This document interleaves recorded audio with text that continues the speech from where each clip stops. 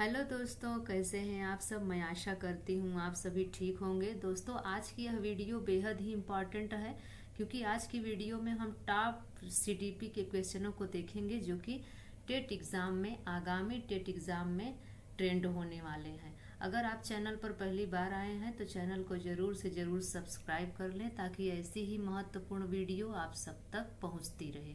तो आइए दोस्तों, शुरू करते हैं आज की क्लास। पहला प्रश्न है, समस्या समाधान विधि के जन्मदाता हैं। तो यहाँ पर दोस्तों समस्या समाधान विधि के जन्मदाता को पूछ रहा है प्रश्न में, तो यहाँ पर आपका सही ऑप्शन हो जाएगा सुकरात एवं सेंट थॉमस। दोस्तों याद रखिए, अगर पूछ लिया जाए कि समस्या समाधान विधि के प्राचीन जन्मदाता कौन है तो आपका ऑप्शन सही हो जाएगा सुकरात एवं सेंट थॉमस। अगर यही क्वेश्चन पूछ लिया जाए कि समस्या समाधान विधि के आधुनिक जन्मदाता कौन है तो यहाँ पर तब आपका ऑप्शन बदल जाएगा और सही उत्तर हो जाएगा जॉन डीवी। अगर आधुनिक पूछ ले तो जॉन डीवी को टिक करना है, और अगर प्राचीन पूछ ले तो सुकरात एवं सेंट थॉमस को। और यहाँ पर अब पूछ लिया है कि समस्या समाधान विधि के जन्मदाता कौन है तो यहाँ पर आपका तब सही ऑप्शन सुकरात एवं सेंट थॉमस हो जाएगा। ये आप बात याद रखिए। अगला प्रश्न कह रहा है, शिक्षण विधि जो कि उच्च प्राथमिक कक्षाओं में विज्ञान पढ़ाने के लिए उपयुक्त नहीं है। यहाँ पर दोस्तों नहीं पूछा गया है, तो ये आपको ध्यान में रखकर तब उत्तर देना है।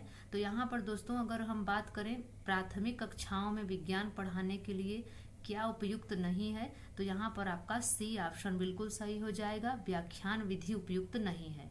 क्योंकि दोस्तों जब हम प्रदर्शन विधि से करेंगे, बच्चों को सिखाएंगे, तो केवल प्रदर्शन विधि से बच्चे नहीं सीख पाएंगे, केवल देख कर नहीं सीख पाएंगे। अगर हम उसमें क्रिया आधारित विधि को जोड़ देते हैं, आगमन विधि से बच्चों को सिखाते हैं, तो बच्चे अच्छे तरीके से सीखते हैं। तो यहाँ पर नहीं पूछा गया है तो आपका सही ऑप्शन सी हो जाएगा। अगला प्रश्न कह रहा है, छात्रों को शैक्षिक भ्रमण के लिए ले जाते हैं इसलिए कि, तो यहाँ पर आपका सही ऑप्शन क्या हो जाएगा, आपका सही ऑप्शन हो जाएगा डी, इससे छात्र ज्ञान प्राप्त कर सकते हैं। दोस्तों बच्चों को टूर किस लिए ले जाया जाता है, ताकि वो चीज़ों को समझ सके और अस्थायी ज्ञान को प्राप्त कर सके, इसलिए बच्चों को शैक्षिक भ्रमण के लिए ले जाते हैं। अगला प्रश्न कह रहा है, सार्थक अध्यापन में शामिल है कि, तो यहाँ पर दोस्तों अगर हम सार्थक की बात करें तो सार्थक का अर्थ होता है इफेक्टिव या फिर प्रभावशाली। तो प्रभावशाली अध्यापन में क्या शामिल है, सार्थक अध्यापन में क्या शामिल है, तो यहाँ पर आपका सही ऑप्शन हो जाएगा सी, जहाँ पर कि अध्यापक क्रियाशील है और साथ ही साथ विद्यार्थी भी क्रियाशील है। तो आपका सही ऑप्शन सी होता है। अगला प्रश्न कह रहा है, हाल का सिद्धांत निम्न में से किसकी व्याख्या करता है। तो यहाँ पर दोस्तों स्टेनले हाल महोदय की अगर हम बात करें तो हाल का सिद्धांत किशोरों का मनोविज्ञान का व्याख्या करता है, डी ऑप्शन बिल्कुल सही हो जाएगा। इनका कथन है दोस्तों, ये कहते हैं कि किशोरावस्था जो होती है वह तनाव की, आंधी तूफान की अवस्था है, और सबसे ज़्यादा अध्ययन करने वाले कौन है किशोरावस्था पे, तो किशोरावस्था पे सबसे ज़्यादा अध्ययन करने वाले हाल महोदय हैं। अगला प्रश्न कह रहा है, बालकों में अभिप्रेरणा के संबंध में निम्न में से कौन सा कथन सत्य नहीं है। तो यहाँ पर दोस्तों कथन सत्य नहीं है यह बताना है। तो अगर हम ऑप्शन को देखें तो यहाँ पर आपका सही ऑप्शन हो जाएगा बी, यह व्यक्ति को लक्ष्य तक पहुँचाने के लिए मजबूर करती है। अगर बालकों को अभिप्रेरणा मिल रही है तो यहाँ पर दोस्तों आपका क्या कथन सत्य नहीं है, तो यहाँ पर आपका यही बी ऑप्शन सही होगा, क्योंकि दोस्तों मजबूर करना निगेटिव सेंस हो जाता है। अगला प्रश्न कह रहा है, वैयक्तिक विभिन्नताओं का प्राथमिक कारण क्या है। यहाँ पर दोस्तों आपका बी ऑप्शन बिल्कुल सही हो जाएगा, वैयक्तिक विभिन्नताओं का प्राथमिक कारण आनुवांशिकता एवं पर्यावरण के बीच जटिल पारस्परिक क्रिया है। अगला प्रश्न कह रहा है, जिला प्राथमिक शिक्षा कार्यक्रम किस वर्ष लागू किया गया था। तो यहाँ पर अगर हम बात करें दोस्तों तो जिला प्राथमिक शिक्षा कार्यक्रम 1998 में लागू किया गया था, सी ऑप्शन बिल्कुल सही हो जाएगा। अगला प्रश्न कह रहा है, अल्बर्ट बंड्यूरा निम्न में से किस सिद्धांत से संबंधित है।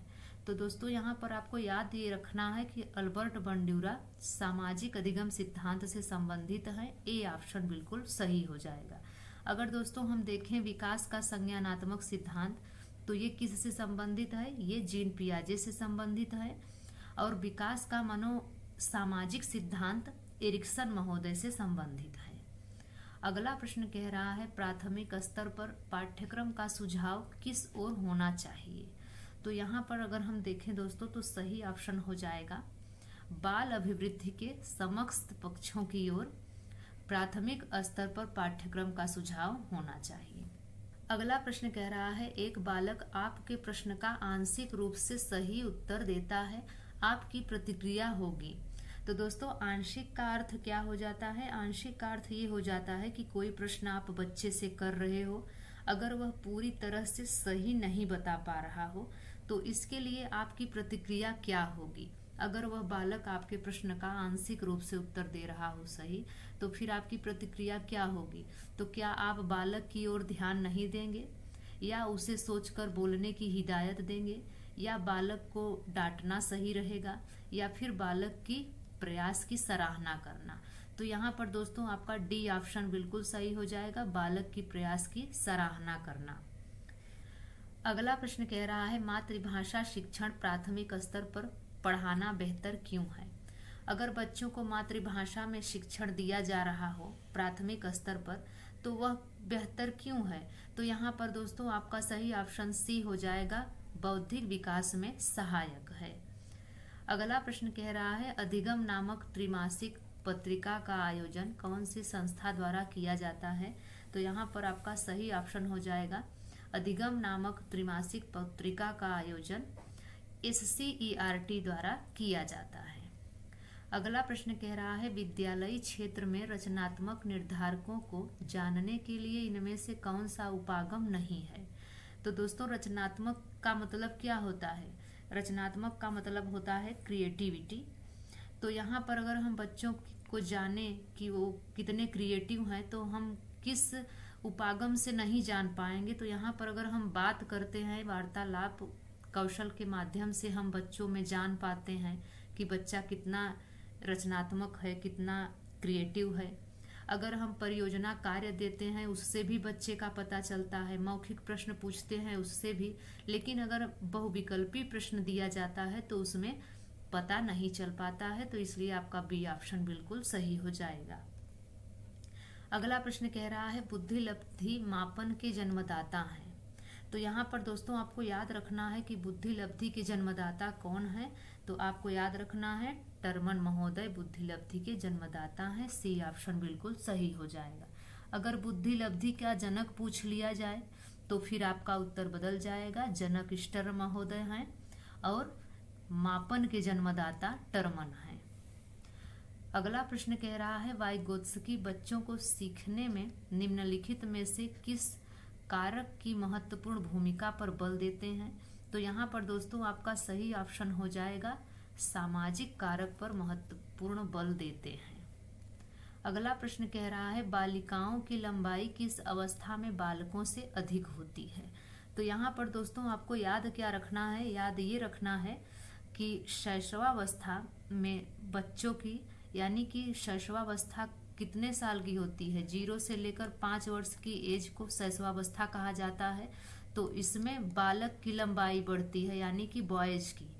और दोस्तों यहीं पर जब 5 से 12 वर्ष की एज आती है यानी कि बाल्यावस्था में किसकी लंबाई बढ़ती है? यहाँ पर तब फिर गर्ल की लंबाई बढ़ती है।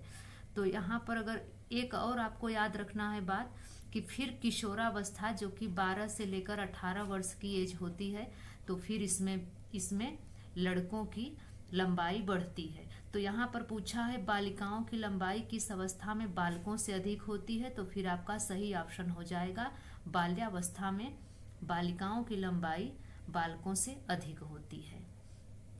अगला प्रश्न कह रहा है एक अच्छे शिक्षक का सबसे महत्वपूर्ण गुण है। तो यहाँ पर दोस्तों एक शिक्षक का सबसे महत्वपूर्ण गुण क्या होता है? तो यहाँ पर आपका सी ऑप्शन बिल्कुल सही हो जाएगा, छात्रों के हित का ध्यान रखना एक अच्छे शिक्षक का सबसे महत्वपूर्ण गुण होता है। अगला प्रश्न कह रहा है क्रिया प्रसूत अनुकूलन सिद्धांत का प्रतिपादन ने किया था। क्रिया प्रसूत क्या है दोस्तों? तो क्रिया प्रसूत वह सिद्धांत है जो पुनर्बलन क्रिया से जन्म लेता हो। तो यहाँ पर क्रिया प्रसूत अनुकूलन का सिद्धांत किसने दिया है? तो यहाँ पर आपका ए ऑप्शन बिल्कुल सही हो जाएगा। स्किनर महोदय ने क्रिया प्रसूत अनुकूलन का सिद्धांत दिया है। अगला प्रश्न कह रहा है अल्बर्ट बंड्यूरा निम्न में से किस सिद्धांत से संबंधित है? तो यहाँ पर आपका सही ऑप्शन हो जाएगा बी, सामाजिक अधिगम सिद्धांत से ये संबंधित है। वहीं पर दोस्तों अगर हम देखें तो व्यवहारवादी सिद्धांत के अंतर्गत कौन कौन आते हैं? तो व्यवहारवादी सिद्धांत के अंतर्गत गुथरी, हल, थार्नडाइक ये सभी व्यवहारात्मक सिद्धांत के अंतर्गत आते हैं। और वहीं पर अगर हम विकास का संज्ञानात्मक सिद्धांत को देखते हैं तो इसके अंतर्गत पियाजे हो गए, ब्रूनर, वाइगोत्स्की ये सभी विकास के संज्ञानात्मक के अंतर्गत आते हैं। और अगर वहीं पर हम बात करें विकास का मनोसामाजिक सिद्धांत के अंतर्गत कौन आते हैं? तो यहाँ पर आपका एरिक्सन महोदय हो जाएंगे। एरिक्सन महोदय विकास के मनोसामाजिक सिद्धांत के अंतर्गत आते हैं।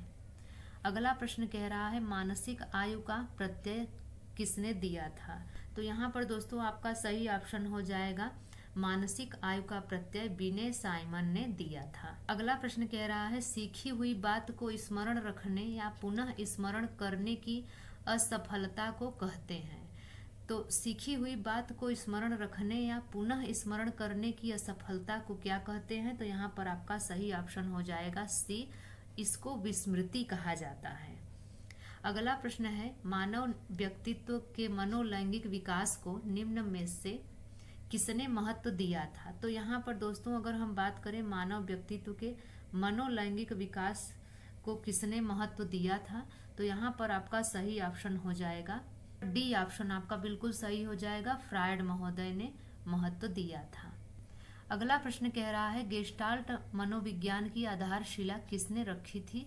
तो यहाँ पर दोस्तों बात करें गेस्टाल्ट मनोविज्ञान की तो यहाँ पर गेस्टाल्ट मनोविज्ञान की आधारशिला रखने वाले मैक्स वर्दीमर महोदय हैं। ए ऑप्शन बिल्कुल सही हो जाएगा।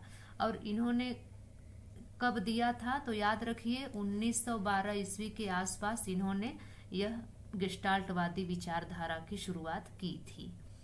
अगला प्रश्न और लास्ट प्रश्न है संघनन सिद्धांत की निम्न में से किससे संबंधित है? तो यहाँ पर दोस्तों आपका सही ऑप्शन हो जाएगा संघनन सिद्धांत स्मृति से संबंधित है। सी ऑप्शन बिल्कुल सही हो जाएगा। टालमैन थर्स्टन द्वारा यह प्रेरित है संघनन सिद्धांत, ये आपको याद रखना है। दोस्तों आपको यह वीडियो कैसी लगी आप कमेंट्स में जरूर बताएं। अगर यह वीडियो आपको अच्छी लगी हो तो लाइक शेयर जरूर करें। तो मिलते हैं दोस्तों किसी नई वीडियो के साथ, तब तक के लिए नमस्कार।